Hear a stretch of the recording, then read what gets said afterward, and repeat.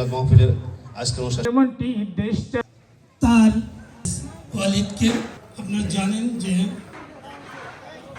আলাইকুম ওয়া রাহমাতুল্লাহ দেখেছেন ঈদুল আয়াম জুমার আমরা ইতিমধ্যে লক্ষ্য করছি। আমরা আজকের এই অনুষ্ঠান শুরু করি। সবাইকে আমার ব্যক্তিগত পক্ষ থেকে আখিরাতে হাসানা ওয়া কিনা আযাব আশাদ্দু ওয়ালিদ হাফেজ ওয়ালিদ পবিত্র কালাম ওনার একটি এখানে শেষ হচ্ছে। আল্লাহ হাফেজ। আলামিন গান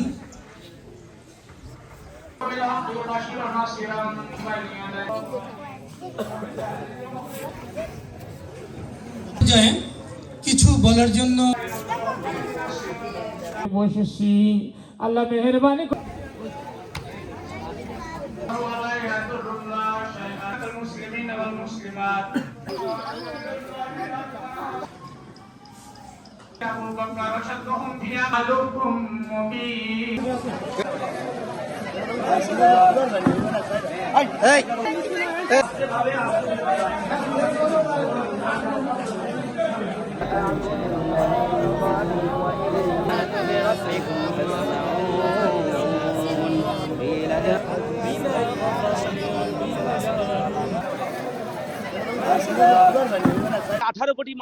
আঠারো কোটি মানুষের নেত্রী হয়ে উঠছেন বেগম খালেদা জিয়া।